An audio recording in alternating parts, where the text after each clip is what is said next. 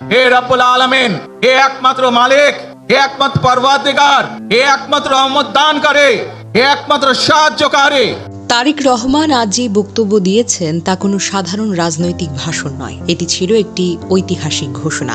ওসমান হাদি থেকে জুলাই শহীদ, জুলাই শহীদ থেকে 1971-এর শহীদ, 1971 থেকে 2024 একটি ধারাবাহিক আত্মত্যাগের ইতিহাসকে তিনি এক সুতায় বেঁধেছেন।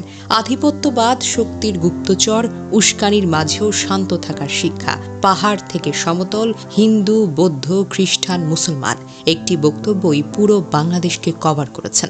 মার্টিন লুথার কিং বলেছেন, আই হ্যাভ আ ড্রিম, আর তারেক রহমান বললেন, আই হ্যাভ আ প্ল্যান।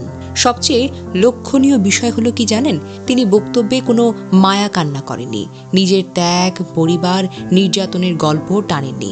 যারা তাকে 17 বছর দেশে আসতে দেয়নি তাদের নামও তিনি নেননি, বরং বললেন, আমরা এবার শান্তি চাই, আমরা ঐক্য চাই, আমরা দেশটাকে গড়তে চাই।